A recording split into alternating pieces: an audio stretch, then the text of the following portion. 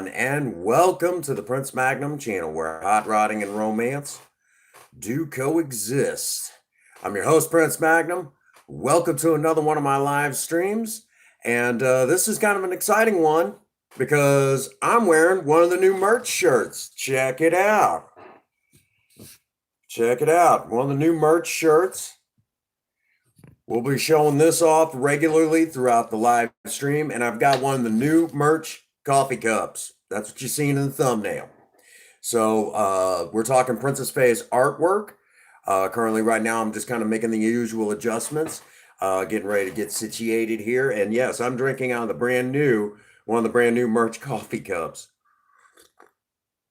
We had to get one for the channel. Perfect, this is actually the Project Spirit logo coffee cup, not a joke. Figure we'll show this off throughout the entire, I finally got a cup again that's specific for the channel. We used to have one before and it was a Punisher coffee cup, but it met its untimely demise. It was an accident. It was a weird accident that caused it. It fell. Bad news. We're also going to talk about some stuff that I'm working on right now. Just a little bit of everything. Hi, honey. So currently right now, just hoping everyone kind of shares it out. We're, like I said, we got our merch in. I figured y'all would want to see me wearing one of the new shirts and see one of the new coffee cups, so you kind of get an idea of what you're going to be getting. If you will, some things I like about it, some things I don't, just one of them things. So now would be a great time to kind of show it off, is it worth, so just one of them things. So we want you to buy good product, and if I'm not happy with it, it's like, maybe we ought to, not, yeah. So, so far, yeah, I'm pretty happy with this shirt. I like it. I think it looks stylish. Anyhow,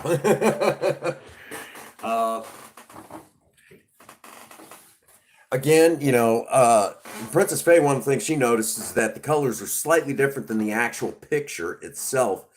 And we were, it's one of those things that it's like, she's like, I kind of like their colors more than what they, than what I chose, for the actual artwork. I was like, I don't know. I think it looks good regardless, but that's just me. So yes, here's the new Project Spirit logo t-shirt. So for anybody watching right now, hey, what's going on? Jammin' John. Good to see you. I poked my head into your stream before I went to work the other night. You're working on a drum, sanding on a drum. I like that. That's really awesome that you're getting into building your own drum set. I thought that was really neat. Yeah, I seen that. I have to holler at you. But yeah, I seen what you were working on. And thought it was really neat. I poked my head in, but like I said, I was getting ready to head out the door to work, so I didn't get a chance to do. I was able to stop by, drop you a like, and then off to work I went. There you go. See, and how many times you heard me say it? When you were here, when we were working on stuff together.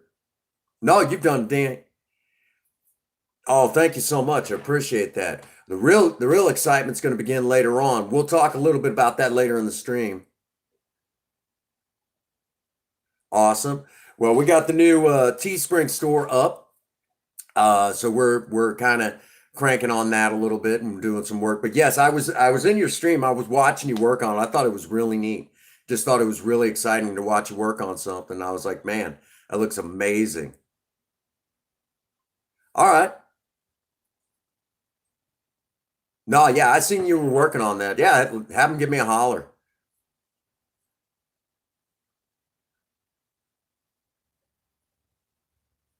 Yeah, well, I mean, Teespring is a good start, and we'll look into other product. Oh, and the new Project Spirit logo coffee cup. What do you think? Think different. Welcome to the live, my friend. You need a coffee cup? Well, this is the Project Spirit logo coffee cup. Actually, this is Princess Faye's artwork. This is Princess Faye's artwork. Now, one of the things we were kind of shocked about is we didn't think that unless you got the right color of a shirt, that Spirit's name would show up right here, but it does a little, somewhat. It actually shows up pretty nicely. So I thought that was really neat that we didn't think it was going to show up in the pictures on the website. It doesn't, but when you get it in your hands, yeah, it does. It's there, and I thought that was really neat. And oh, there was the counter went down for a second, and then popped right back up. I got a funny feeling that weather's going to play a factor into this stream. But yeah, we have the new merch. Um, so I know y'all been excited about that. And of course, in the description box is the actual link to go look at the Teespring store. You guys can go look at it. I'll be honest with you, the prices are a little on, some of the stuff it's fair priced, but some of it it's like, man, but other than that, I mean, but then again, you are paying for exclusive artwork. So in that regard, I guess, it goes both ways, I guess. But yeah, I thought, today'd be a good day to show it off. So you guys are going to see this coffee cup on the reg, you know.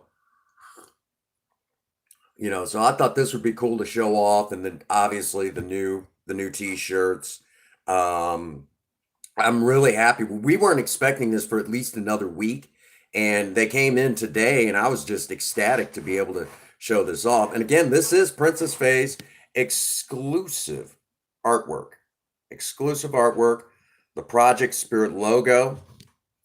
And I know a lot of you, shoot, everybody and their brother loves that old car. It's just kind of like, man, Um, since I've been in Fredericktown, working out there, it has been really interesting in that regard. Being out in Fredericktown, I can't go anywhere. It's like everyone's seeing it again for the first time. And a lot of people are like, man, you don't see these every day. No, no, you don't. And everyone's like, man, I used to have, or someone that I know used to have, or a relative had, well, used to have. And it's like, yeah, I honestly think that everybody had one of these at one time. So it's actually kind of funny in that regard.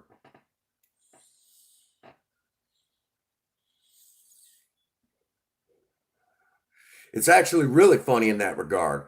Uh, when then as you're talking to them, it's like, well, you do realize that I run and operate a YouTube channel. You're actually looking at the real star of the channel, Project Spirit. I'm just the host. Um, and I have to tell you where that story actually came about, how I came to that conclusion in just a moment. But then when they're like, wait a minute, this is a YouTube car? Yeah, I still drive it every day. Yes, but it's a YouTube car. And they're like, now I love it even more. I'm actually looking at something that people are familiar with, that they know, kind of, around the world a little bit.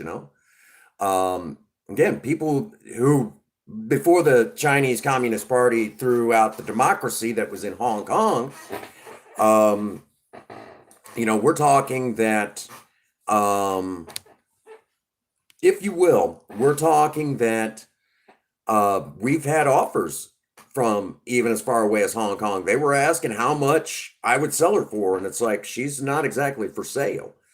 My wife bought that car. Technically speaking, I mean, I found Project Spirit on Craigslist, but you know, I'm the one that found her. But Princess Faye, fronted the cash for me to have that car. She even talked the guy down.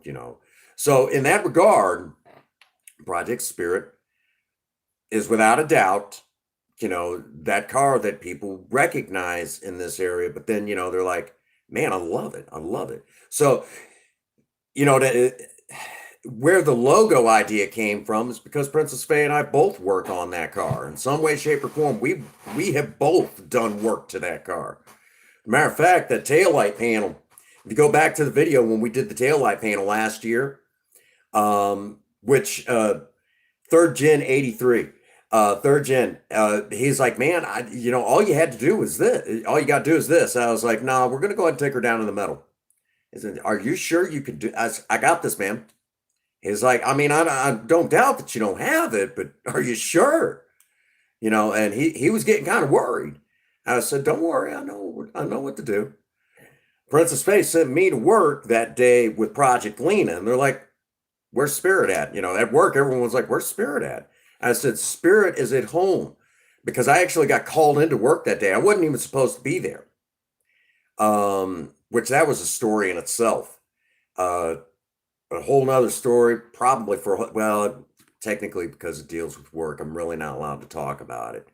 But in a nutshell, I get to work and they're like, you didn't bring the mat. I said, no, she's disassembled. I'm not supposed to be here for a freaking reason, you dweebs. You know, I'm supposed to be off today, but you called me in. So here we are, that sort of thing. Like, all right, all right.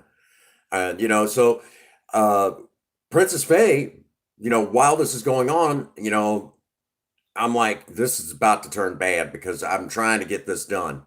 And I ended up figuring, she's like, no, just the day before, basically the day before when we knew this was all going to kind of come down, we had a guesstimation it was going to come down the pipe, more or less. And then it was like reality, you know, sort of thing. And basically my counterpart, was saying he wasn't going to show up for work. And then all of a sudden, like, he didn't show up for work. We weren't 100% sure, but then it's like, here goes my day off. So I ended up, that whole thing. So, anyhow, in a nutshell, the day before, Princess Faye had me tear down, tear everything out, get it out of the way. So that, basically what you actually see in that video is, to stay, basically two things it's 2 days worth. I took everything off, and then the next day, while I'm at work, Princess Faye gets up bright and early and starts working on the taillight panel, trying to strip that paint or rear valance, if you want to get, if what kind of like hoods. You wouldn't think a hood on a car. In some parts of the world, they call it a bonnet. And here in the US, we call it a hood. So, anyhow, so she's working on the taillight panel and gets, starts getting a good ways into it. And she's having a little difficulty because, we're talking really old paint. And on this channel, the only thing that has ever survived aircraft remover, well, two things, but one of the only things that has survived aircraft remover has been Project Spirit. So, sprayed it down, worked on it, and finally, when I got home, I was able to help with the project, and all total, there was probably about, between the two of us, probably about 12 hours worth of work put into that car to get that taillight panel down to the bare metal, cleaned up, and back up to snuff. So, Princess Faye did a lot of that, and then when it came time to hit Project Spirit with the primer and then the paint, I kid you not, Princess Faye more or less takes the paints away from me and says, "I'll take care of this little bit of business. You just worry about filming." Okay. So that was pretty much it. I went off, and that's all I worried about. And oh shoot, y'all been saying all sorts of stuff, and my chat was just not up to snuff. Yeah.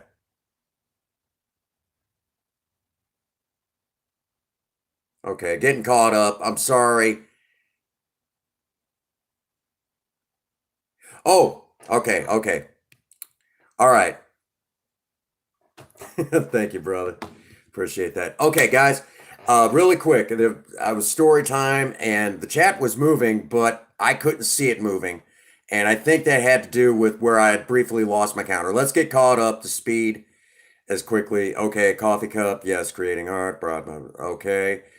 Uh, oh, you got a new home. Yes, Project Spirit t-shirt. All right, Mikey G, welcome to the live. Yes, we have hoodies. Stimulus checks are flying in. Yes. Um, yeah. Exclusive artwork is worth the money. Thank you. Yeah, honey, you put hoodies on there. Sorry about that.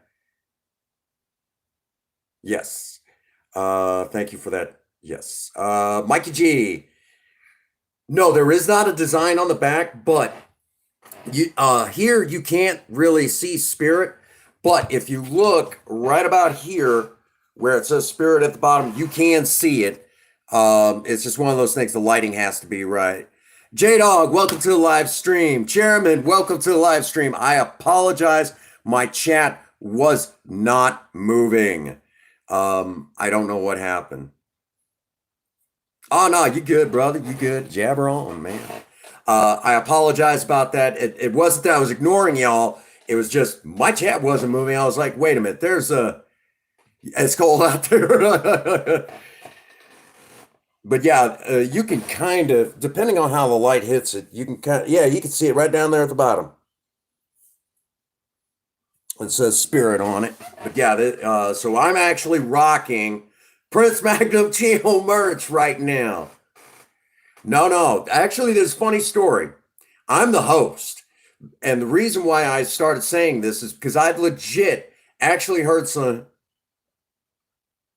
It is on the mug, but the problem is that it's right in here and it's on a black background, so you really can't see it super well. You got to kind of look for it, sort of thing. So it's almost like oh, thank you so much. But it's one of those things. The problem is that it's on a black background, and to I think that's really how the only way Teespring is really doing it right now, at the moment. I'm sure if we poke around long enough and hard enough, we'll find, you know. But then, yeah, it's supposed to be right in here, but it's just, say, it's impossible to see where it's at. But that's okay. We know who it is. And I already said, I swear to God, if I see anybody sporting, I'll just about drop dead, man. Just about drop dead on that.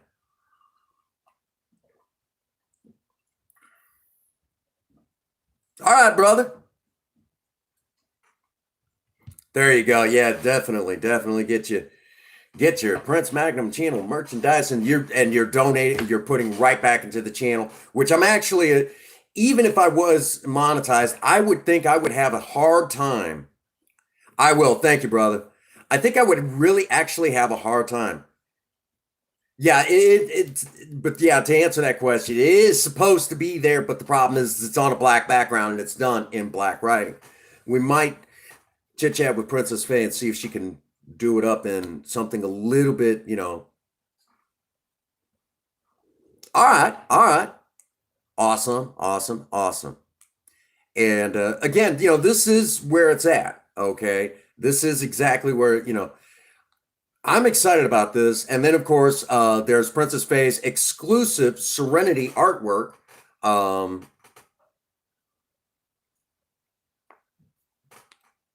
right, brother, you take it easy at work. Don't push too hard. You know what to do. But yes, I'm so glad to see you all here. I apologize again. My stream, it just briefly, for some odd reason, I got this flash and I lost my counter for a moment, and then it comes back and my chat isn't moving until I hit a couple buttons, and then everything's hunky dory again. I guess it has to do with the weather. It's been raining out here like crazy too. So now we have, so I wanted you guys to see it. I know y'all are proud that, we got our own merch line and that sort of thing. And of course, we're going to eventually look at outsourcing other stuff. Who knows what we might get into. And I mean, God only knows at this point, you know.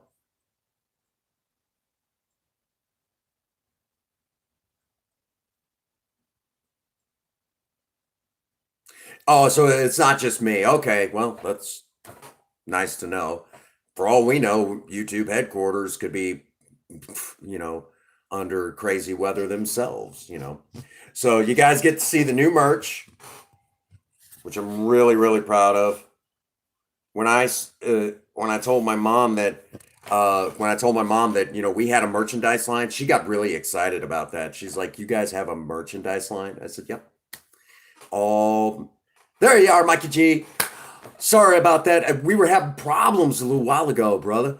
it was just like crazy mad, where it like I was still streaming, right? Weather looks nice outside for those who don't mind the dreary rain. I don't mind at all. Okay, Chairman, you go take it easy.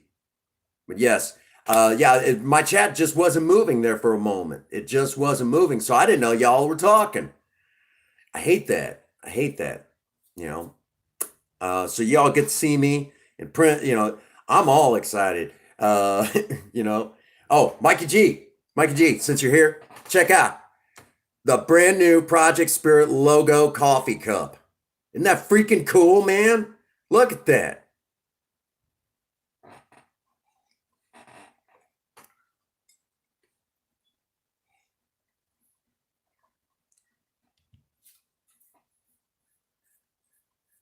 Hmm. Um, Check it out, man.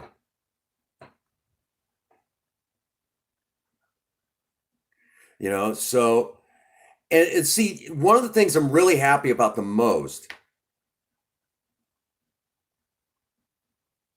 Ooh, you have to tell me about that later, brother. Tell me about it.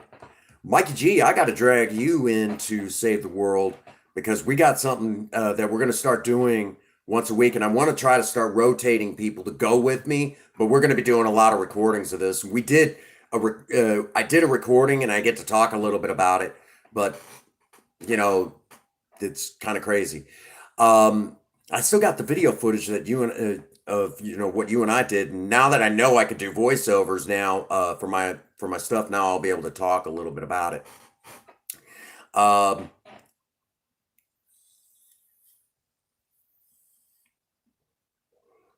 but anyhow, so ooh, congratulations, brother. One of the things I'm most happy about the merchandise line, I have monetization. I think I might be little slow to turn on memberships, and there's a reason why. Basically, you're donating to the channel and you're paying like a membership fee once a month. And I forget how much it is. And yeah, I make a profit off of it for those of you paying in and everything. But see, the thing of it is that you don't get anything back per se. Just the bragging rights that you're one of the members of the Maverick Nation, going in deep like that. And that's fine. But honestly, you need something that, if you're going to be able to put into the channel, you should be able to get something back, something that you can hold in your hands. And to me, the merchandise, it's a cheap, some people might consider it oh, really? Okay. Okay. Yeah, it's something that might go on your shelf or whatever. But the thing of it is if you think about it, it's something that you can hold in your hand. Okay. And as we do more, you do other stuff, you could buy other stuff, that you can enjoy from the channel. And it's all Princess Faye's exclusive artwork. So in that regard, when you look at it through that particular lens, if you will, you're able to put back into the channel, but you get something back. Yeah, I've been going through season 5, and I'll be honest with you, I like it and don't like it at the same time. I love what they did to the map. I love it. It's really freaking cool, and I love that whole survival aspect. But then at the same time, there's some things I'm not 100%. Excuse me, I'm not 100% happy about, if you will. There's some things that I'm just not happy about. It's just one of those things.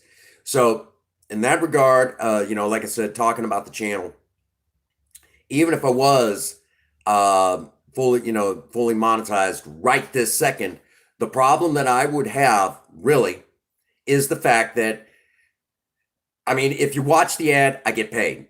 That's how the monetization, could, if you will. If you feel like throwing something into the channel, that's what the super chat is for. But the membership thing, I don't like that. And I probably won't do that. I don't think it's a good idea. So in that, it's one of those things. I mean, it's to me asking you guys to, to pay for like a membership for me to put out content. I'm already doing that anyways, so I don't feel right about that. And I won't do that to you guys. So that's just kind of, you know, oh, again, I got to get Princess Faye into my AdSense account, and then she's got to do her thing. That's really all it is.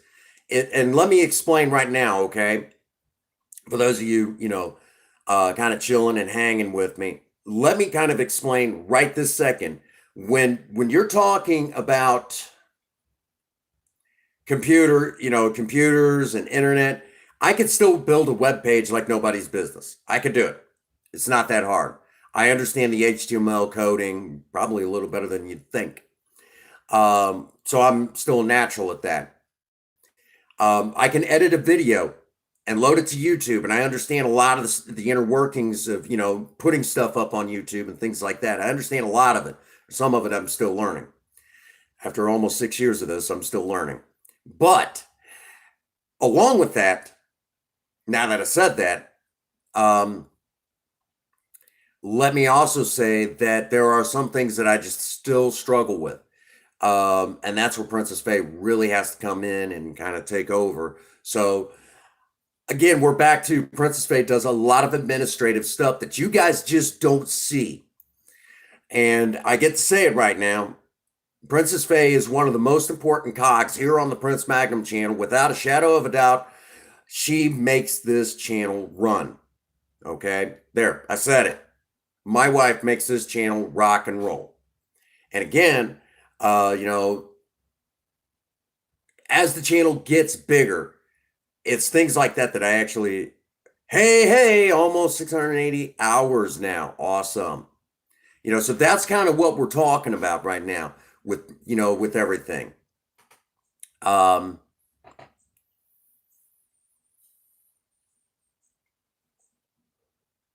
So, we're back to, she does a lot of stuff that you guys just don't see. Now, I will also give you a heads up. Friday, Faye's Corner is canceled because she's spending time with her family. It'll probably be some sort of an upload. I've got to try to get something together, a Faye's Corner upload. If not, it'll be something that I've got in the wing to throw up there. Which we really haven't recorded any Faye's Corner content yet, per se. I mean, I've got something that I've had that I've needed to finish for a little while that I started last year, and I honestly didn't think I was going to have it. Oh, you're working on something? Okay, then I won't worry. All I'll have to do is edit. I'm wondering where the rest of the gang is. I figured they'd be wanting to see the new. Oh, you're already okay. Then I'm not going to worry too much. Now tomorrow, I'm probably going to be, I'll be in and out where I can be. So in between everything I'll be working on tomorrow, just kind of a heads up, I'm going to be recording a lot. And hopefully, well, it's mostly just finishing up recordings and getting ready for the new stuff, which I've got another video to finish out. Hopefully by the end of the 2 days, I've got my content ready. I'm ready to take a break. Oh, Danny and Mike are live. Okay. Wednesday. Okay, NXT.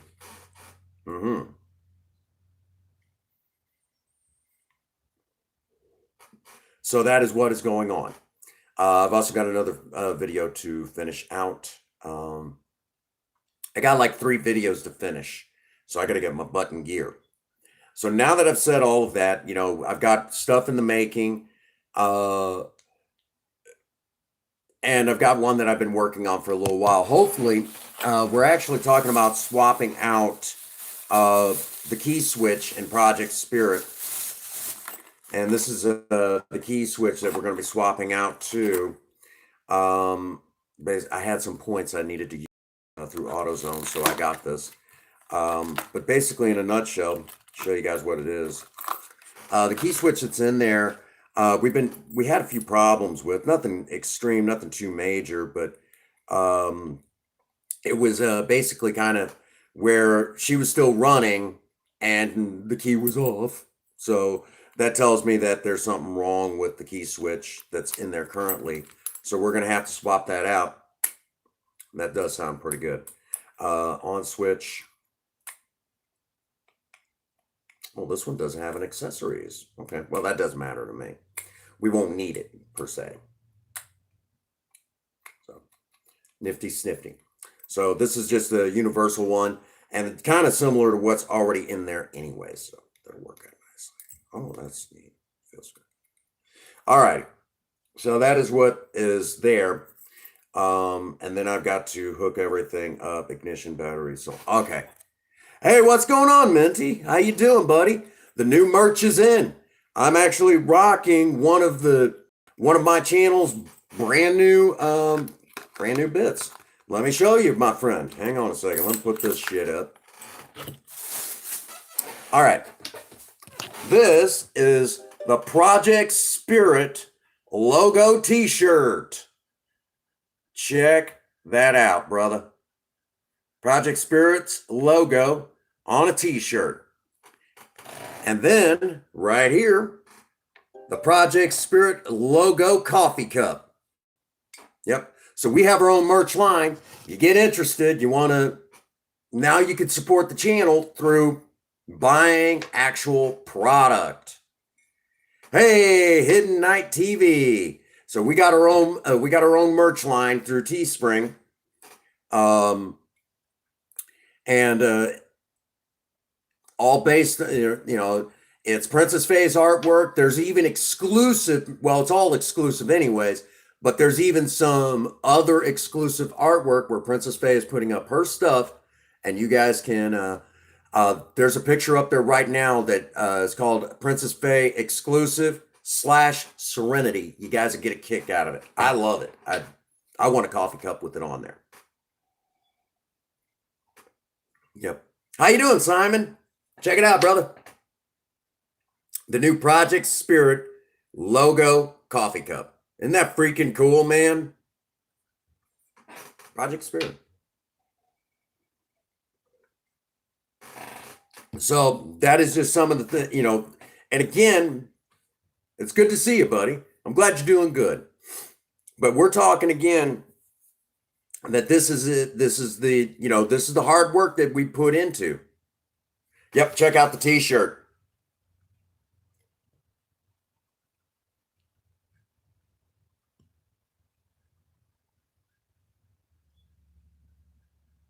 That's Project Spirit's logo.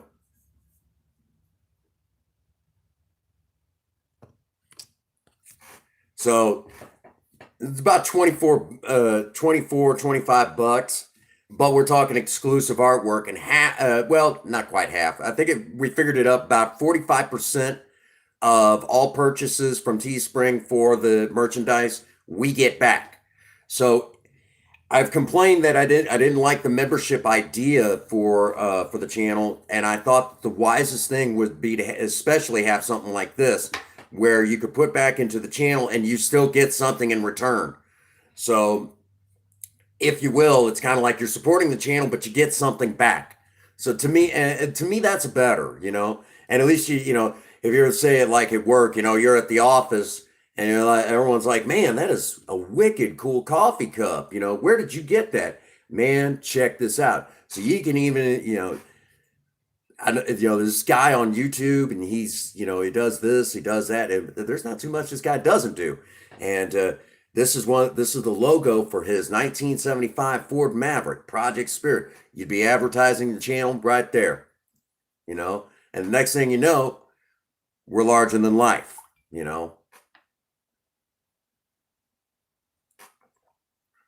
See, it's a win-win. It's a win-win. And you get your own special, where else are you gonna find, So that's just kind of one of those things. To me, it's a win-win situation. Think ahead. So I know some people are like, man, that's ridiculously interesting how you came up with that concept. Again, it's I don't like the membership idea because you don't have the Maverick Nation, you don't have anything to hold in your hands. You don't have anything to show for it, and the money's going in. I see. I've been meaning to say something. I love, I'm not a huge fan of Volkswagen, but I do like the fact that you've got a project car and you're working on it and everything. So you got a spoiler on the way. Awesome. Shark fin. You'll have to send me pictures of that. I'm curious about it. I may not say a whole lot, but you also got to understand. Uh, my oh man, yeah. Send me some new pics. Send me some new pics. Most definitely. Which behind me is about 6 tons of stuff for Project Spirit. So hopefully the weather clears up enough where I can get out there and do. Oh, there you go. It's always fun to have nice bolt-on parts where you can start changing the look of your project. It always makes you feel good because you can stand back and go, bam! That is where it's at. And you guys are in an exciting time.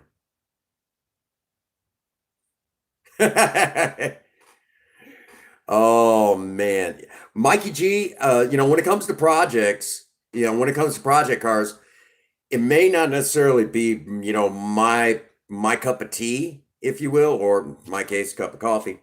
Um, my thing is though, I like to see what people are doing. Um, One of the things that I used to do back in, when I was a lot younger, is I love to go to car shows and get ideas. Okay. Um, you would see trends happening in the hot rod scene, in the custom car community. Us old hot rodders, even a lot of you younger hot rodders. There's trends out there, so you can kind of watch the trends. Um, Kind of see what's probably going to stick around for a while and what isn't. What's working and what isn't. This is especially true.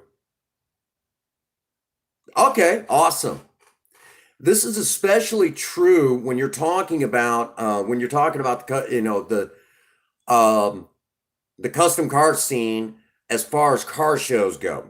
And you'll see a lot of trends. Of course, you'll see some everywhere, but more specifically, you'll see with show cars, you'll see certain trends kind of come and go. For example, for the longest time, a lot of people hated fender skirts. Well, that's in vogue again. A lot of people are, slapping fender skirts on their 1940s and 50s cars all over again. And some of the early 60s look good with them, like some of your early Impalas from the 60s. So to give you an idea, some of them really look sharp with fender skirts. For those that don't know what I'm talking about with fender skirts, basically at the back wheels, it's like a piece that kind of clips on or bolts on in some cases to that fender and kind of covers that back tire. So you only see like part of it and it gives it a more seamless look. The 57 Chevy, in my personal opinion, looks amazing with a fender skirt, with fender skirts. It looks absolutely drop dead gorgeous. Now, I know in the 90s that kind of went away. A lot of people didn't like it. Said, I don't like the look of fender skirts. And then I would say in the last 15 years, it's become popular again. So it's kind of funny how that works out. The 57 Chevys, seeing fender skirts again. I know in the 90s, monochromatic paint jobs was definitely in. And what is a monochromatic paint job? Basically, you got anything that was chrome, you stripped the chrome and you painted it the same color as the car. And that became very popular in the 90s. You couldn't turn, a Super Chevy or anything.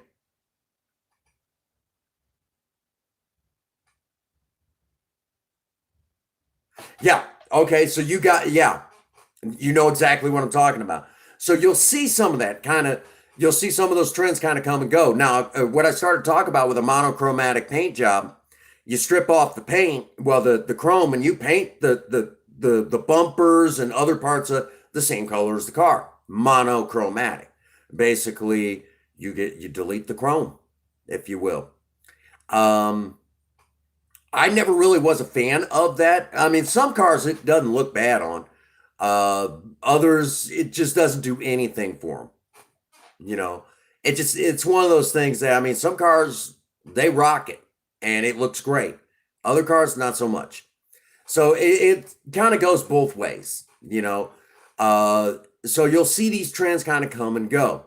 Give you another great example of how trends come and go. I remember when I had my 78 Camaro Blue Thunder.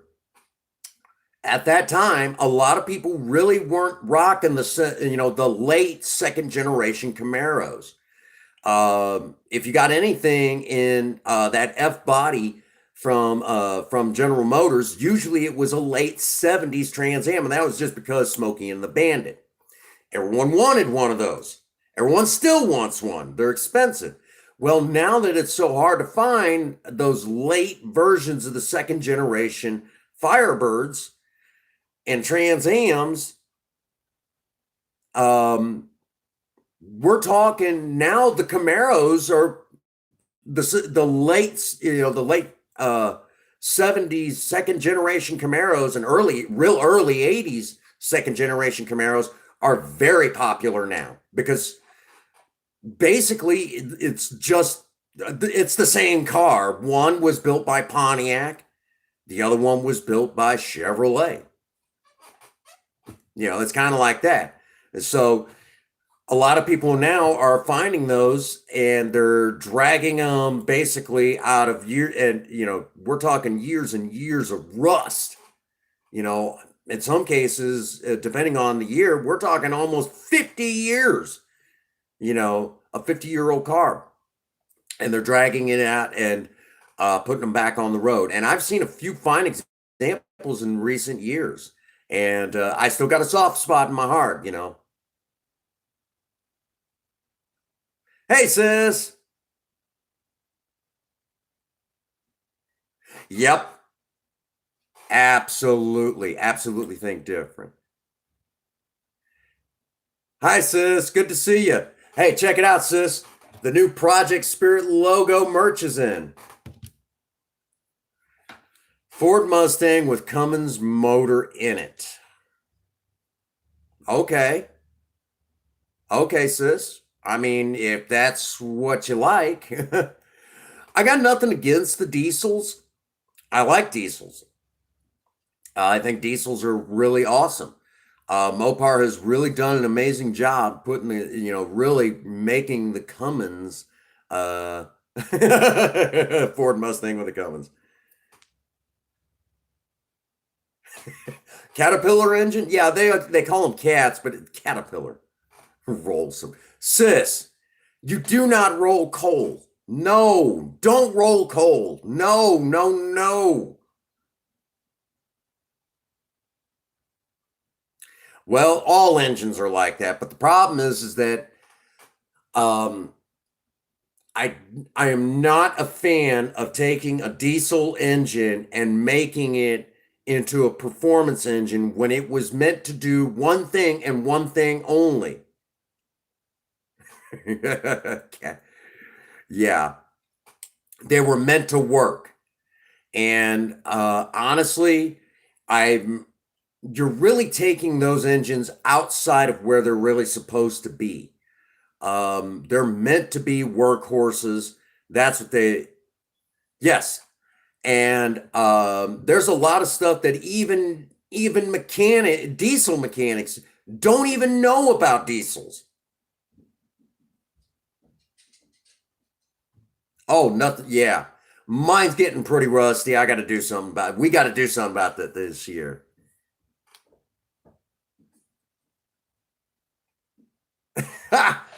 My car made it through the winter. We only had one problem with it, and that was just a bad battery. She's started. She's run. She made it through the winter. Shoot, sis, there's a video not too long ago. Oh, yeah. If it's made of metal, if it's made of steel, at some point you're going to have to deal with rust. But yeah, sis, come on now.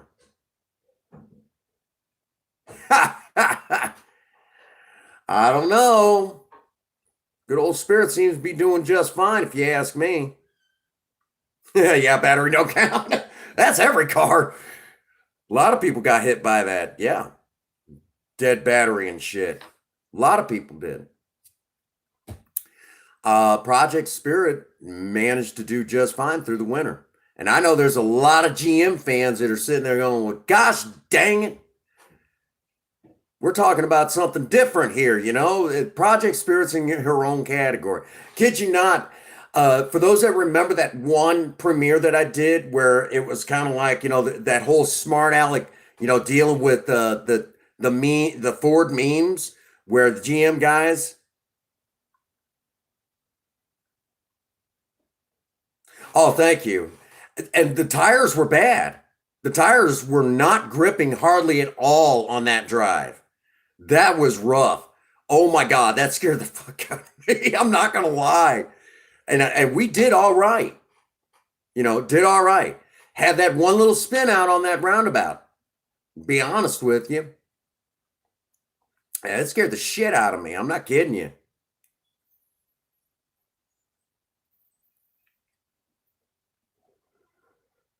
Um, yeah, it was that was some spooky stuff. I don't think I've ever quite experienced anything like that. Um, you know, yeah, yeah. Other than that, I mean, there was four-wheel drive trucks everywhere. Um, I caught quite a bit of the action. Yeah. Um, there was a lot of there was a lot of vehicles, all-wheel drive, four-wheel drive in the ditch, or you know, wrecked up against the medium. Every time it snows, where especially where I live, that's commonplace. I've watched new all-wheel drive vehicles driving down the road doing like 80 and 90 miles an hour, rain pouring down, hydroplane. I wish I had the camera rolling all the time, which the new dash cam, that's now possible. That is now possible. I could get up to almost 6 hours of stupidity from everybody out there. Short beds are for sitting people. That's funny, sis. That's really funny, actually. You know, something to think about, you know. Honestly and truthfully, I know as of probably about 3 years ago, I came across something that actually said that I think if I remember correctly, that Missouri is ranked number 10 for the worst drivers in the United States. I'm like, great job, Missouri. You keep going, and I kid you not, you will be number one. Yeah, short bed trucks are now becoming almost extinct. Step sides are really hard to find. Drop the gear and steer the rear.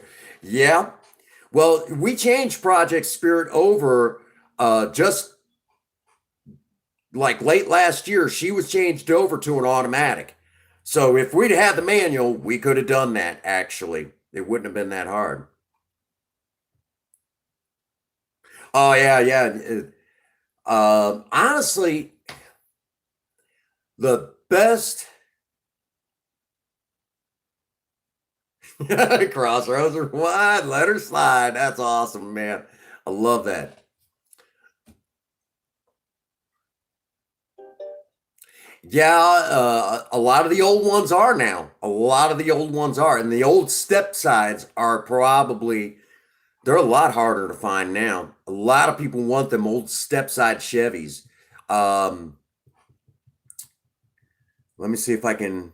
Yeah, the old step sides, like one of the coolest ones, like the old early '80s Chevy Cheyennes. Yeah.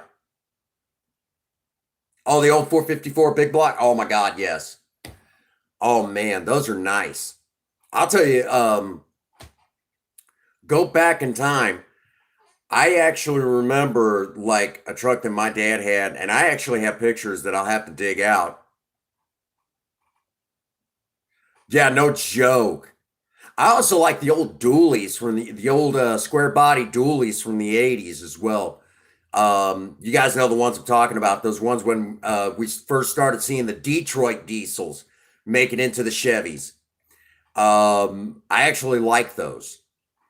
We're talking like mid '80s square body, uh, you know, Detroit diesel dualies. Oh, those are neat looking. Yep. You know the ones I'm talking about. But one of the coolest ones I ever seen, what my dad actually had a 76. A 76, and think different. I know you know what I'm about to talk about because you've been turning wrenches a long time. A 1976 Chevy full size C10. I can't remember if it might have been a Silverado, it could have been the Cheyenne, either one. Might have been the Cheyenne. Four-wheel drive. We're talking all-time four-wheel drive. Came factory with a Chevy 350 turbo automatic. And we're not talking any of the lockout bullshit. We're talking the all-time where you just lock it into you put it into neutral. Yes, honey. May I interrupt you for a second? Uh-huh.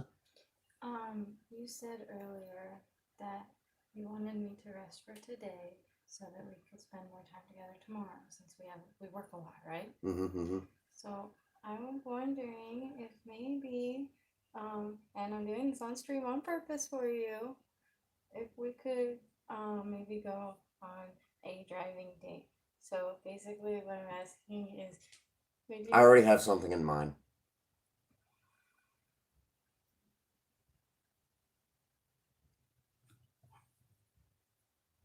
I'm already taking care of you. I told you that. There's a place we've been wanting to go. You're probably thinking the same exact thing too, I bet. I was going to ask if you would like to go cruising with me. You. That's you. Could I trouble you? You had coffee. Why do you want a coffee? I drank it. But I love it. Looks good. Anyhow, where was I? Okay, where was I? All right, think different. Right. Okay. My dad had a 1976 Chevy, I mentioned all that, 350 turbo, four-wheel drive, all time, 373 gears. I think it was posi traction version, and it was the the half ton version with 3/4 ton springs. When they were able to do that sort of thing, they don't do that now. It had the 3/4 ton springs, so you already know where this is going. You already know the type of truck I'm talking about. And I'm waiting for Think Different to go, oh my God, one of those. Because he knows what I'm talking about. The 350, yeah. Yep, heavy half ton.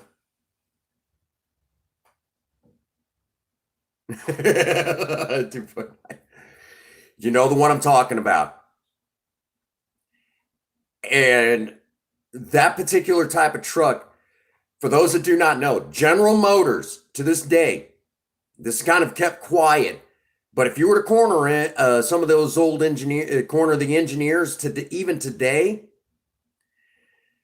they will tell you that was the best four-wheel drive truck Chevrolet and General Motors ever had.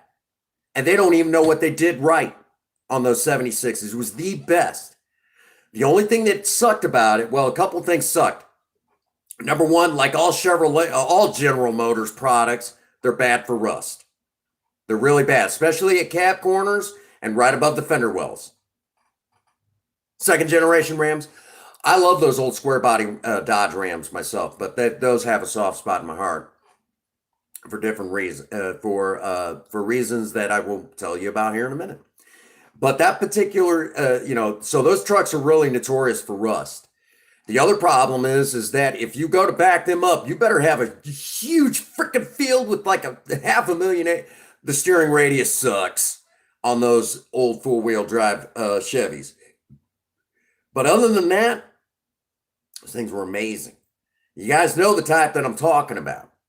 I know Think Different knows exactly what I'm talking about. And when I say Chevrolet 350, for those of you in other countries, that's a 5.7 liter V8. Rochester carburetor, electronic HEI ignition from AC Delco. You know, I know Think Different knows exactly what I'm talking about. He's sitting there, I know he's sitting there thinking, oh my God, one of those monsters.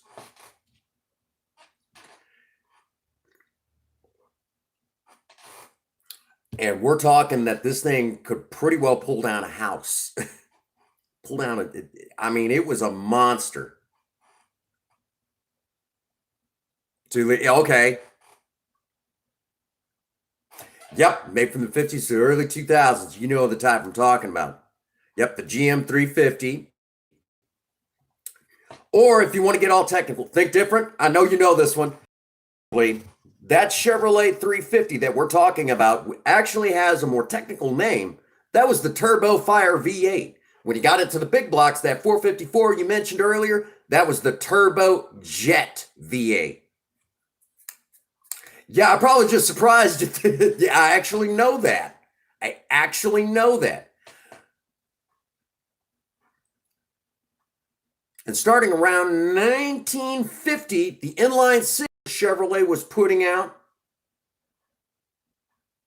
Yep, the K10. Yes, yes. That's actually a.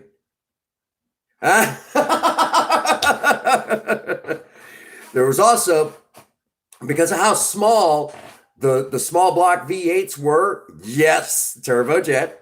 The small block V8 from Chevrolet was so small for a V8 they called it the mouse motor.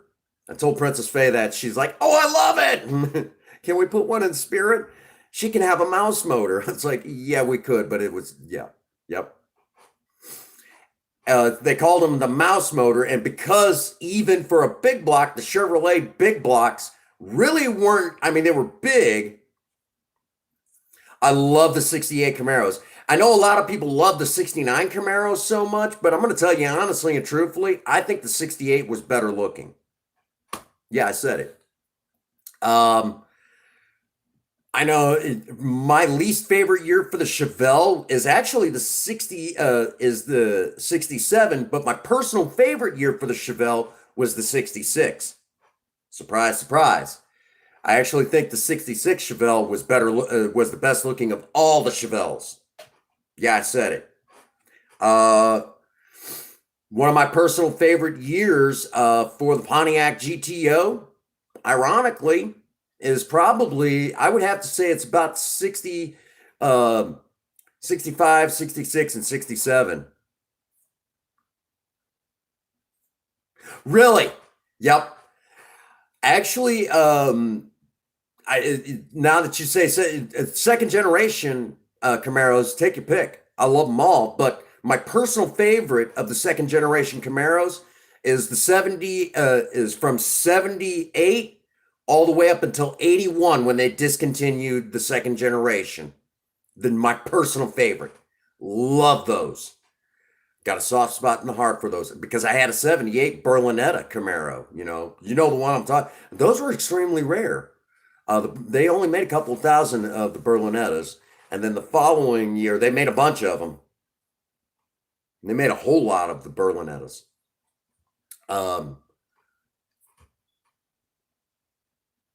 Yep, the third generation Camaros, which everyone's still buying up third generation Firebirds and Trans Ams. And honestly, when you talk Firebirds and Trans Ams, formula, for the third generation, the formula Trans Ams. No, mine did not have the vinyl top. Mine did not have the vinyl top. It was one of the oddballs that did not have the vinyl top. It came standard, no vinyl top, but it did have all the Berlinetta badging, and it came with that crappy 305, 350 turbo automatic. And then we pulled the 305 and dropped in a 400. 400. That was a monster. Y'all talk about your 383 stroker. Well, that 383 stroker, the crankshaft that you use for it is the 400. Put it in the real engine. Promise you'll love it.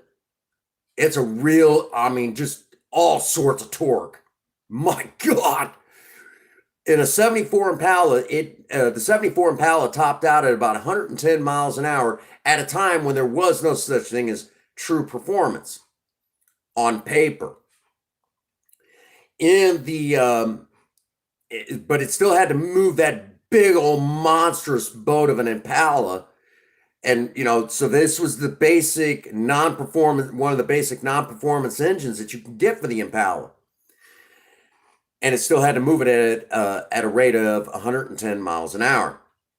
So now that I've said that, yep, all the pollution control BS that they were putting on them. Imagine taking that big old monstrous small block, 400 cubic inch small block out of the Impala and dropping it into a lighter 78 Camaro. I'll wait for y'all to go, oh my God, what the fuck were you thinking? That was a lot of fun. I shouldn't be alive. That was Blue Thunder. A 78 Camaro with a 400 Chevy small block under the hood out of a 74 Impala. I never lost a race with that car, ever. I never lost a race with that car. What's going on, Gravetaker? Gravetaker, you're just in time, brother. Check it out. Project Spirit logo merch.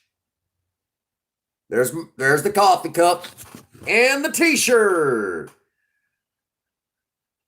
We've been talking about all sorts of car stuff today. So yeah, we're talking but yeah, that was Blue Thunder. And she was ridiculously fast. Like, just my God. Just really fast. And a lot of fun. Imagine an 18-year-old, a 19-year-old with a lead foot having a car like that. I don't know how familiar are you with the Ironton area? Think Different. Do you know the Arcadia Valley area? Ironton, Pilot Knob, Arcadia Valley, basically. Are you really familiar with that area? I'm waiting for you to kind of answer.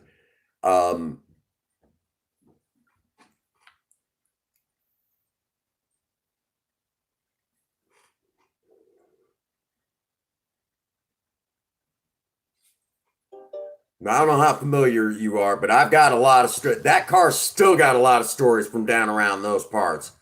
Oh my God. And I actually, okay, don't need to be super familiar with the area. What I'm about to tell you will make sense. On Highway 21, when you're going through Old Mine Road, I've had her airborne. I had that old car airborne on a hill that was almost impossible to get the car airborne unless you were going over 100. Okay. Highway 67 is a good spot to mention it. Okay. Because I had Blue Thunder going up 67 coming off of the old bridge where the McDonald's is over on Columbia. Come off that bridge heading northbound, going towards Mineral Area College. I would come up this way with Blue Thunder, that 78 Camaro, and I would hit the highway over there pretty much right by Spokes, open her up, and I'd pass everything. It was not uncommon to see me cruising up the highway doing 80, and that was cruising. You know what I'm talking about, where $2,000 on the tack sort of thing. Basically she's, cruising 2 grand, just barely under 2 grand on the tack, going up, going up the highway in your final drive, her cruising speed was 85. I'll wait for you to take that in. Her cruising speed was 85. Like, yeah. You'd go to mash down the gas. Okay, so you know what I'm talking about. But we're talking, this is something out of the 70s. There's not a whole lot, there's not supposed to be a whole lot of performance. Okay? You would punch down the gas and you would hear the transmission. Basically, you would hear the passing gear kick in. You're putting down the pedal, doing 80, 85, going down 67. You would punch down the gas, passing gear engages, right? The kick down is engaged. You would hear going from third into second, back down to first at 85, and then it would just go through the gears back down, and then you would count to 5, and it'd slam you back, and as it's going down, you're doing the countdown to 5, and you had to warn everybody in the car. Yep, yeah, they do now. Back then they didn't. We're talking late 90s, real early 2000. They didn't hang out there so much. Noon, it would look like it was midnight on the highway. You wouldn't hardly see a vehicle out. You remember. I know you remember. If you grew up in the area, there wasn't a whole lot in the way. But you would hear it kick all the way back down, and then it'd slam me back in the seat. You counted to 5 again. You'd hear it hit second gear, count to 5 again, and it was back into third gear. You better be hanging on, because that was ridiculous. That car was fast. Fastest car I ever owned. And it should have killed me more than once, because I did a lot of stupid stuff in that thing. Right. It was a lot nicer. You could have done a lot. That's one of the reasons why it's like, yeah, what I do here on the channel, I pretty well, yeah. There wasn't one in that car. Not really. Yeah. It was, and that's where I started learning what 100 miles an hour, and you could actually start gauging. So I almost don't even need a speedometer anymore. Yeah. So you would, as you were going down 67, you're doing 85, and you're ready to open her up because you wanted to show somebody you meant business. This is why this car never lost a race. You would mash down the gas pedal. You didn't have to touch the gear shifter. You did it. The passing gear would engage, and everything else took over. Just watch the road. Yeah. Yeah. At that point, you just keep an eye on the road. But you would basically mash down the gas, and you would hear this weird sound, rent, and then you just slam back in your seat, and it made a noise like you would not believe, because we were still using the factory catback exhaust system at that time, which was it was weird how they had that plumbed in there. But it worked for that engine. It worked just fine. But you would hear it, rent, and as soon as you heard that last one, you better hold on. And as soon as you mashed down that pedal, you started the countdown. You knew it was about 5 seconds. And when it hit, it would slam you back in the seat. 1, 2, 3, 4, 5, and you were in the second gear. And you almost, yeah. And she topped out 155. That should give you an idea. I used to complain going down 67 at 120, anything 120 or higher.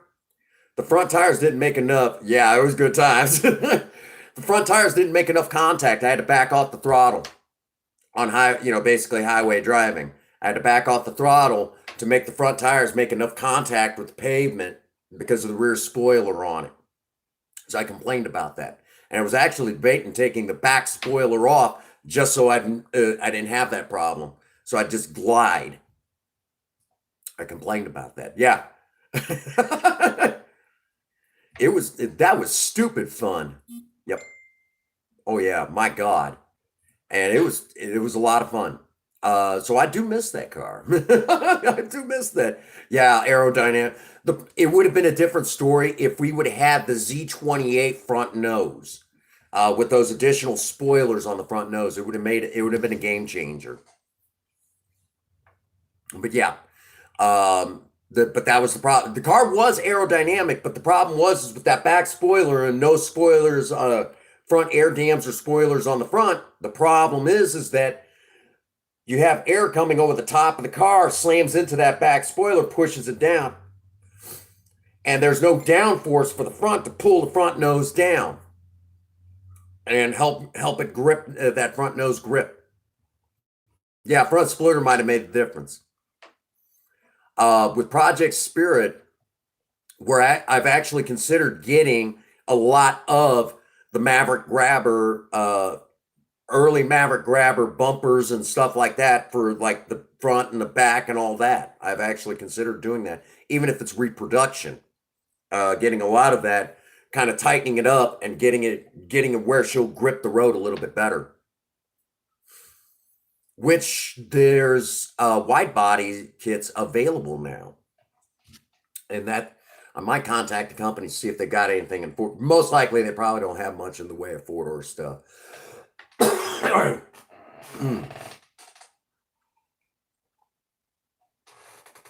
Sinus has been acting up. Oh yeah, God yes.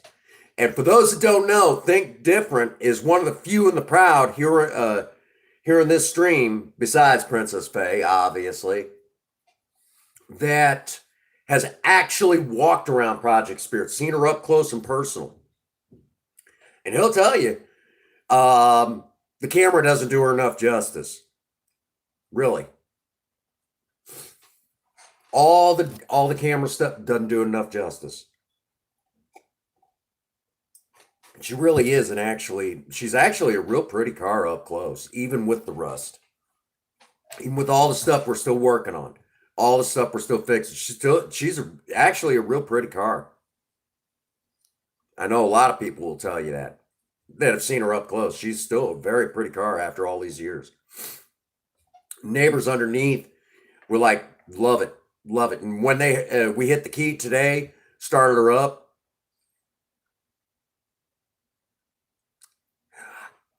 Honestly, that's what it was meant to do. That's what she was meant to do, to get you from point A to point B. Sometimes C, D, C, D, E, and F. Take them out, drive them. That's what it was meant to do. So to me, not being able to do that doesn't make any sense whatsoever. I mean, I know some people, I can understand building a car that you drive on the weekend to shows and things like that, but that's not exactly what Spirit was meant to do. She was meant to be driven every day. And I mean, this November, exactly, which that's the premise of this channel. If you think about it for just a moment, you buy a vehicle that you like, whatever that vehicle is, it's whatever you like. I mean, look, Minty's talking about, a Volkswagen, a Volkswagen Golf. Okay. That's what he likes. And he's fixing it up. There's other people out there. I mean, I think the Edsel is an ugly car, but there are people that like it. I think the Hudson is an ugly car. Certain years of them were just ugly. Okay, there you go. You do some work to it. Sorry, throat's kind of scratchy. I think my sinuses are acting up. That or I'm getting some sort of weird sinus infection. It still smells stuff, but so I know it's not. I know it's not the Ronies. But yeah. Anyhow, I've been coughing up stuff, so I know it's not that. a change of weather. Even sinuses are acting up. But anyhow, problem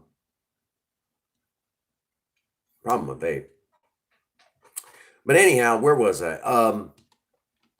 I know there's people that like the AMC Pacer. I think that's the ugliest car ever. It's a conversation piece for sure. But the AMC Pacer, ugly as sin, man. And I know people who love them. Princess Faye thinks they're cute. It's like a fishbowl on wheels. But there again, it's also one of the few vehicles in the 70s, one of two vehicles that I know of offhand that was offered from the factory with rack and pinion steering. Yeah, I know Thick Difference sitting there going, gosh, you actually knew that? What the frick, dude? The other one is the Mustang II. Those are the only two that I know of in the 70s from the United States that came factory with rack and pinion.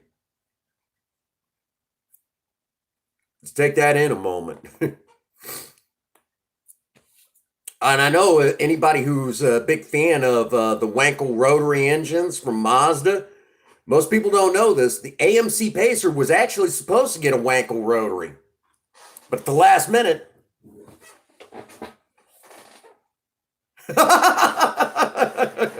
kind of, well, you know, myself personally, welcome back, Mikey G. Good to see you again, buddy. Yeah, most people would be shocked to know the Wankel rotary was supposed to go into the AMC Pacer. General Motors was commissioned to do the project for AMC. But at the last minute, General Motors pulled the plug. And when I meant last minute, it was like the day before the car was supposed to go into production. Like it was supposed to start like that night. She's lying down resting. She's been in and out of stream, but I told her I didn't want to see her till she rested and gets home from work tomorrow. Which I got to go out to work for a couple hours tomorrow, which will be pretty awesome, you know. Because a little bit of overtime, the boss, you know. The Mustang II gets a lot of bad rap. Okay, I'm going to say it right now. The Mustang II gets crapped on a lot by the modern car community. It is not the prettiest of the Mustangs, okay? No question about it. And when they originally started designing the frame that's underneath it, they did start with the Ford Pinto, but by the time that the production was, you know, they were done designing the Mustang II, it had nothing in common with the Ford Pinto. My Maverick has more in common with the Ford Pinto. They share the same taillights. That's it, okay? The Ford Pinto and the Mustang II don't have much in common, but that's where they started. Now that I said that, the most innovative thing that came from the Mustang II, and most people crap on it for they don't even get it. Underneath almost every antique car prior to the 1960s, and we're talking this is almost all of them, and even some of them after the 1960s, almost under every one of them that makes it back onto the road has a Mustang II front suspension rack and pinion set up. We're talking the Mustang II rack and pinion underneath all of them. I guess they got it right somewhere. The race-inspired rack and pinion. Nobody talks about it. And it's under almost every last one of them. Did a whole video talking about how the Mustang II was ahead of its time. It gets a bad rap. Honestly, it was probably, I'll even, yeah. And nobody in the custom car community or even car enthusiast community gets it. There's a channel out there called Old Car Memories. They didn't even get it. And this guy is supposed to be really knowledgeable, thousands and thousands of subscribers, and he totally missed that point. How innovative that the rack and pinion was. It makes its way under everything anymore. I imagine there's even a version that'll fit under Project Spirit. That's how innovative it was. 57 Chevys, if you want to update them, they've got an entire Mustang 2 suspension that'll fit right underneath your 57 Chevy. Updates it to modern standards like that. Any old Oldsmobile sitting around, this is Ford product here. Basically a Ford design, fit right underneath your GM. Connects right in.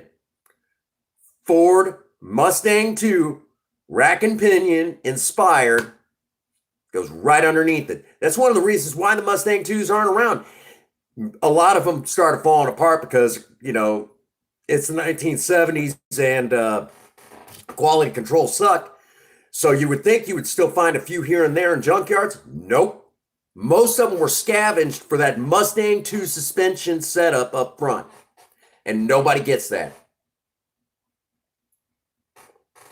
Hot rod community, the younger generation of the hot rod community doesn't even get it because they hear the numbers at the time.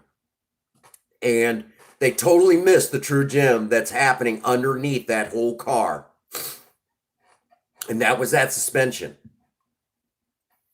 As a matter of fact, most of them talk about the horsepower numbers and the aerodynamics of the 1969 Dodge Daytona and the 1970 Plymouth Superbird.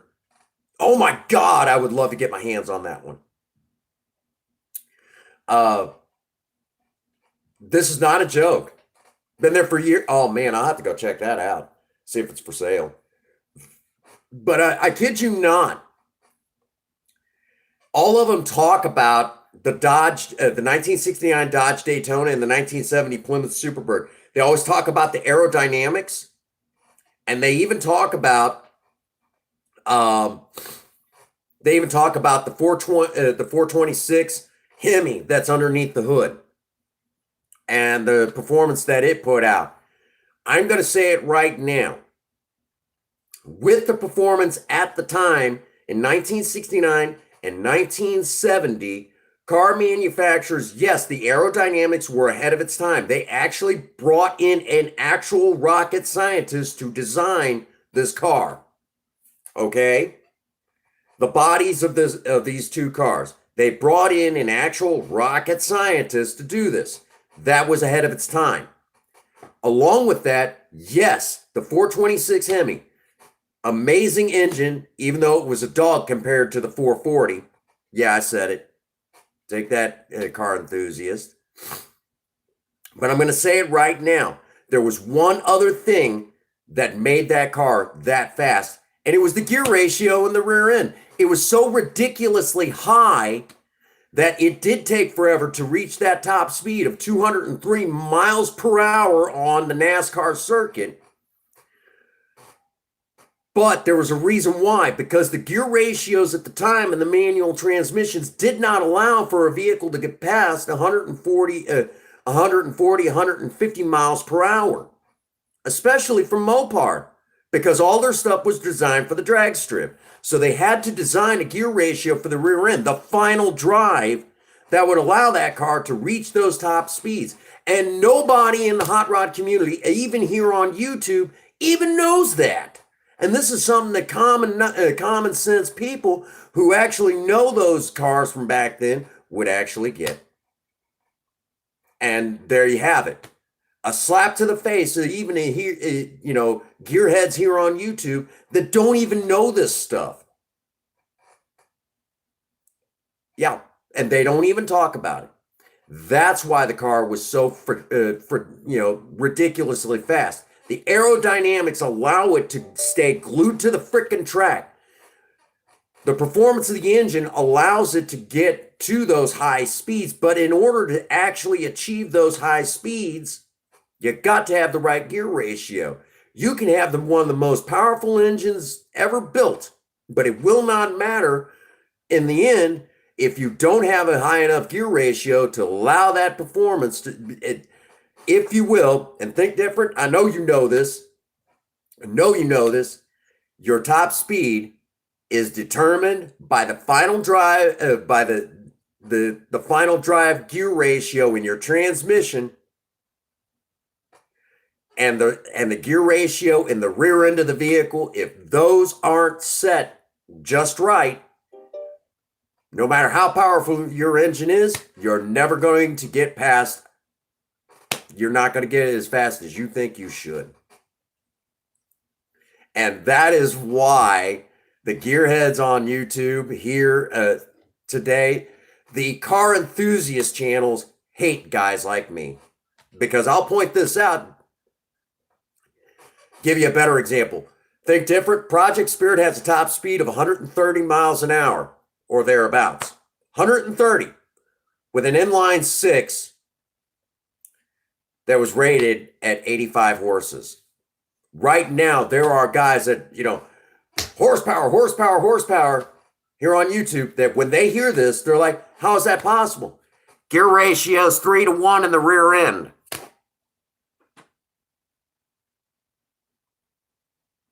Exactly. Gear ratio in Project Spirit's 3-to-1 in the rear end. That's how she's able to achieve those top speeds like that. It takes her a little while to get there, but she can do it. So just imagine if we built about a 250 horsepower 302. Yep, 3-to-1. Basically it's 300, the 2:1 in the rear end. Actually, I had to have someone run the code for me so I could run the codes for me because I had never done that with Ford product. GM products, I did that numerous times.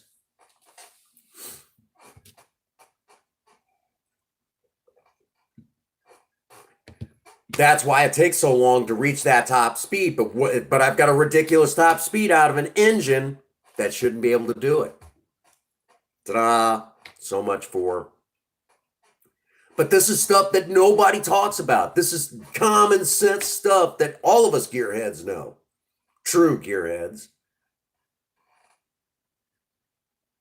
Off the top of my head, I don't remember, but I had to find because the rear end fluid that was in there from the factory, they don't make anymore, and you have to find the equivalent.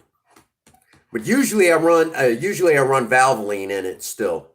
I still run Valvoline, which it's actually time for me to check it because I do that every 6 months. I'll pull the plug and check the rear end oil.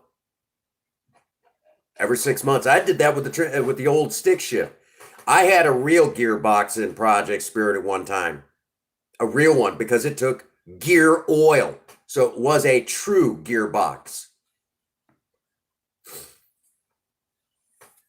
Which the irony of it is, the old 4-speed manuals had a final drive of 1-to-1.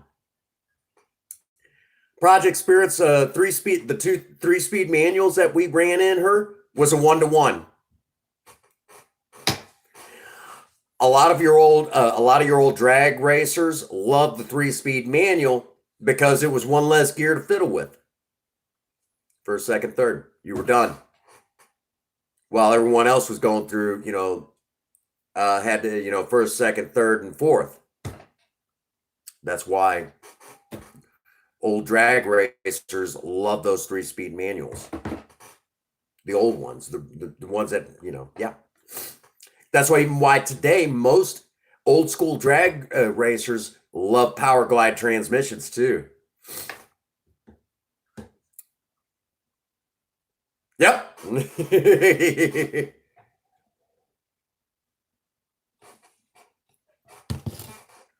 See, we actually know we know that old stuff like that. We know that old stuff. And that's why a lot of people they're like, my God, you guys really know. This ought to sound familiar. Across the board. Yep.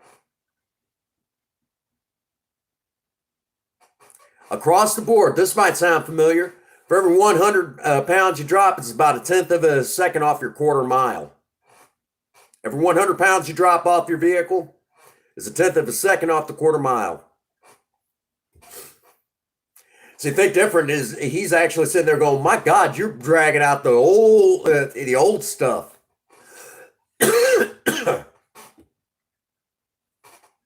Yeah, so you're probably sitting there going, my God, He's actually talking really old stuff that nobody talks about anymore. Yep. Right now, I'm too cool for school because right now every young gearhead is sitting there going, "My God, a lot of the stuff I've never heard before." You won't. Most of the ones here on YouTube are going to want to tell you the cool stuff. You know that what is so cool. They're going to give you a horsepower number. That sounds cool, but on paper, okay, on paper that sounds cool. In reality, horsepower is only going to get you so far. If you can't get that power to the pavement, all those numbers don't mean dick. And yeah, I said it. Don't mean dick.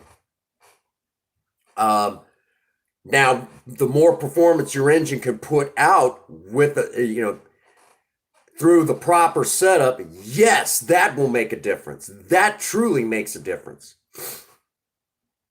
Okay, that's where the real difference comes in. But again, we're back to if you don't have the right drivetrain behind that engine setup, doesn't matter how much power you're putting out. At day's end, it won't matter.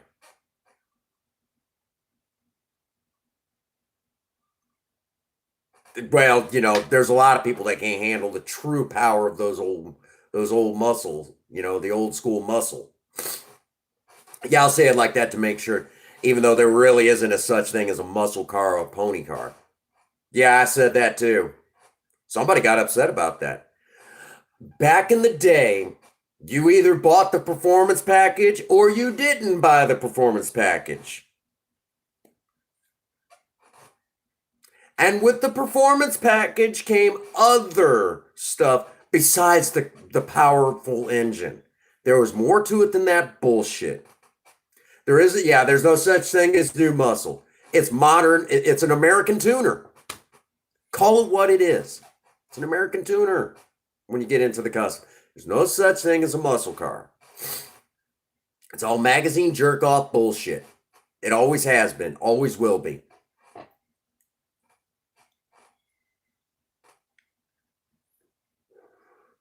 And there was a guy who at an AutoZone that got in Fredericktown that got upset when I said it. Look, there's nothing wrong with an American because he's Mustangs, American muscle. And I looked at him and said, that is the biggest bullshit statement I ever heard in my life. There is no such thing as a muscle car. There's no such thing as a pony car. Get that out of your head right now. It's a 2+2 seater sports car. It's in the same category as the Chevy Corvette, just with a couple more, with the ability to fit a couple more people in. It's in the same category. Why would you want to take that away from your car? Being in the same category as the Corvette and put it in something else. I wouldn't. I said, that's stupid. I said, you either bought the performance package or you didn't. Oh my God, the 84. That was a freaking Toyota Corolla with a different badge on it. Jack off bullshit that Chevrolet pulled. Yeah, and I mean, when I said that, I mean, he got really upset. I'm like, don't get pissed off about it. Don't get pissed off about it because that is actual information that came from people who could have bought the cars when they were brand new back in the 60s. They said the same exact thing. That's all magazine jerk off bullshit. And they were the adults buying those cars in the 1960s. And that actually came from the guy who taught me about the old Fords and showed me how to convert the old carbureted engines, the really good ones, over to run off of White Lightning moonshine. When I told him about muscle cars and pony cars, he's like, where the hell did you hear that stupid bullshit? Well, I read it in a Hot Rod magazine. He said, yeah, that's magazine jerk off bullshit. You either had the performance package or you didn't. It's a sports car. What kind of dumbass shit is that? Kid you not. I was 17 years old when that man looked me square in the eyes and said, that's all magazine jerk off bullshit. He said, what kind of jackass wrote that? Yeah. He's like, when we were buying them brand new, you either bought the performance package or you didn't. And and even if you did buy the performance package, it didn't take much to make them faster than those who did buy the performance package. He said, I don't know where they come up with that bullshit. He said, whoever that is a jack off. He said, he's blowing smoke up your ass. Up everybody's ass. He said, that's Hot Rod Magazine now. Not a joke. Not a joke. And that was a guy who was buying them brand new back then. By the way, he was real big on Fords from the 50s. He loved them. That was his favorite. He was actually, when he passed away, he had a 48 Mercury. Lime green. Beautiful car.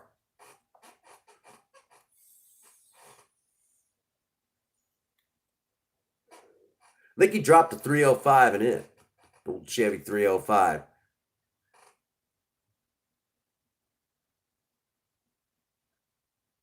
Oh, he was on his death.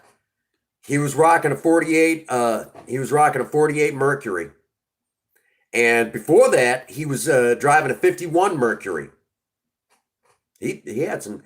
He also had at one point in time, he had a 1970 Olds Cutlass 442 convertible, canary yellow with white stripes, the ivory white interior, ivory white top. Gore, oh my God, that was a beautiful car. I wanted that car. I wanted that car bad.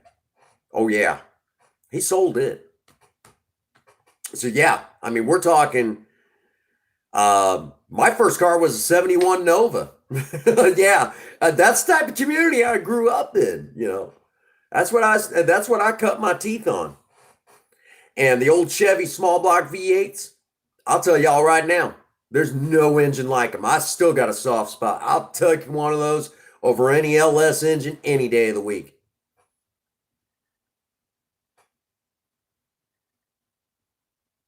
Yeah, you know what? Yeah, you know what I'm talking. It's very rare. I don't know how the motherfucker found one. He had connections. He knew people.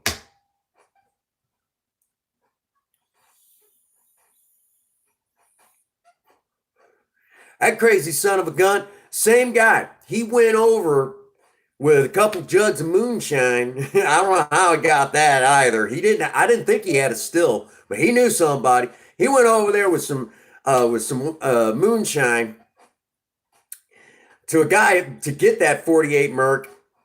By the way, the guy was diabetic. Drank the guy under the table and talked him into selling him that 48 Merc. Not a joke.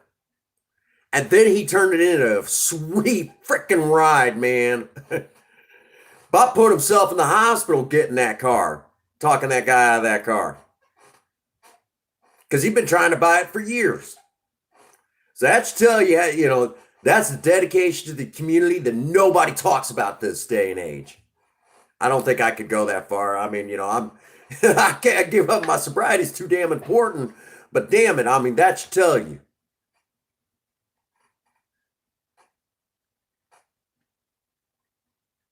Right? So now you get the idea. So for those of you out there, I mean, that's the that's the essence. That's what I was imparted with. That's the true nature of the hot rod community. I mean, what you're hearing right there, I mean, that should tell you the true, just that is how old school I am. I was brought up in that type of schooling in the hot rod community. Guy who ran moonshine in the 50s. My dad, who was drag racing in the 70s, he was dragging a 65 Chevelle four-door with a 283 under the hood, power glide transmission. Dang thing smoked like a freaking freight train. He did a valve job on the power pack heads and didn't do a ring job. You know how this goes. That's why she smoked. So you know, and you know those old timers in part, you know, if you're in the, yeah. So I was imparted with that type of hot rodding. We're talking that type of old school hot rodding is what I. Oh yeah. Wow. So that should tell you what type of, how what was actually imparted to me. That should give you an idea. So I was brought up. So when I talk about traditions of hot rodding, I actually mean it. I'm not kidding you. I actually mean it. It's like that.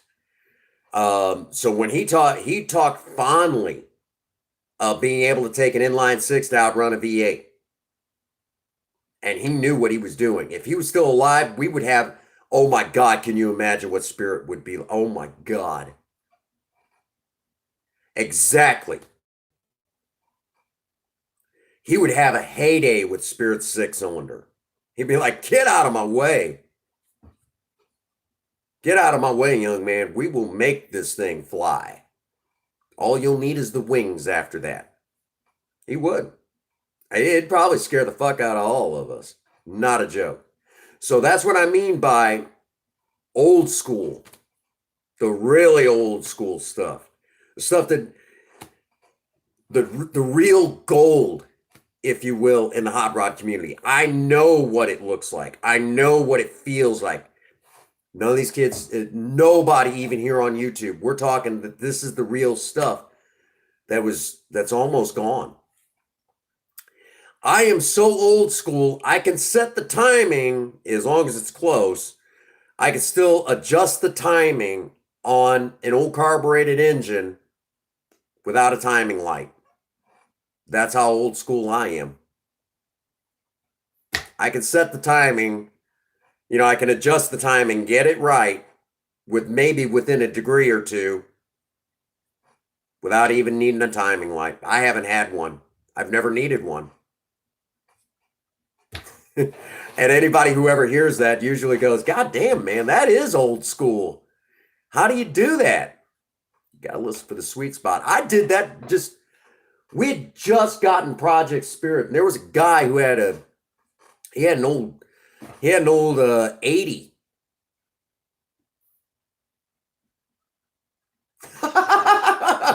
Exactly. I actually knew a guy who had an 80 Chevy, an old Chevy square body truck, the old C10, and it was a short bed, and the 305 it ran like shit. I mean, this thing ran horrible, and it was bad, really bad. He'd start it up and it'd fall flat on its face. And you could hear it a mile away. He's like, yeah, I've been messing with the carburetor and everything. It won't run right. And I'm like, number one, it probably needs a tune-up like a motherfucker. And he's like, yeah, it needs a tune-up, but it should still run a little bit. I said, well, hit the key. Started it up. It started, ran for like 5 seconds on its face. I said, okay. I said, I heard it a mile away. Start it up, just keep it running for a moment. I'll take care of the rest. Don't do anything else, but idle it up.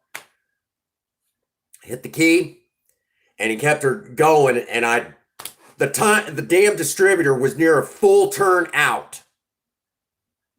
I had to turn it a near full turn to get it right. That should tell you how bad it was. Turned it and got a near full turn in, and she was running. She was running solid. And I'm like, there it is.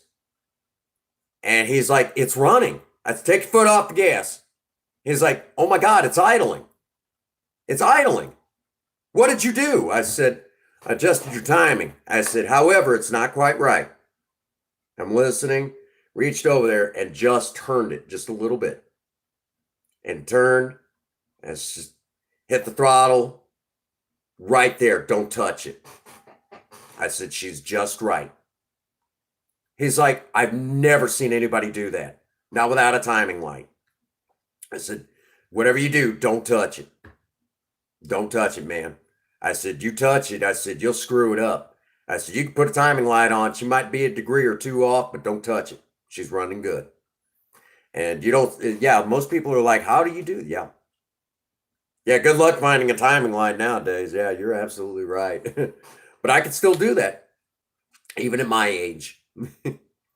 And you got to know what you're listening for. It's that sweet spot where, I mean, you can go back. It doesn't matter if you got dual exhaust or not, but you can, or even anything else going on with it, but it should just sound like there's no struggle whatsoever. You can hear it run, but it's running so smooth that you can just barely hear it run, but it's running comfortable. You can hit the throttle, accelerates with no delay in the in the throttling. It's the sweet spot where that engine's going to run the most comfortable. Yeah, you can hear it, you can feel it. It's just, it's running smooth as glass. I've done it with Spirit, so I can do it with the Fords too.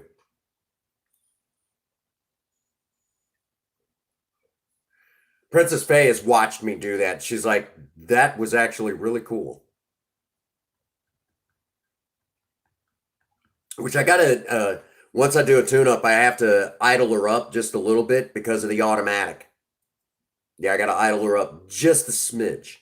Adjust the spark advance, because it's not quite right. She's dogging a little bit when you go to take off. And I know that's just a matter of adjusting the distributor just a smidge. And I'll know it. I'll know when it's right. It's one of those. It's like, yeah, you'll get it. And it's just a little tweak. You'll know it. You'll know it when you hear it. I might have to do that on camera for you guys. Show that off. I don't think you're probably going to want to see that for yourself. Like, I got to see this. I've got to see this. I'll do it. If you tell me you want to see it, I'll make it happen on camera. All right, there you go. Yeah. But I do need to wind it down for the night. It's been a hell of a stream. We talked about a lot of stuff. If you guys think about it, you want your Project Spirit merch, links in the description below. In the meantime, I'm going to go and work on the next project. I got some video work to do, all that good stuff. I need more coffee because throat's been scratchy. And my sinuses have been draining like crazy, Oh, I bet you did. Yeah. A lot of people taking road trips. But we're on the downhill slide of it all. But in the meantime, again, get out there and work on a project. Don't care what it is, just do something with yourselves. Remember, idle hands and a creative mind go together like oil and water. If you have a sweetheart, sweep them off their feet and do something special for them today. As always, for all of you out there, no one out there has told any of you that they love you today. Prince Magnum does. God bless you and have a happy 24. Thank you.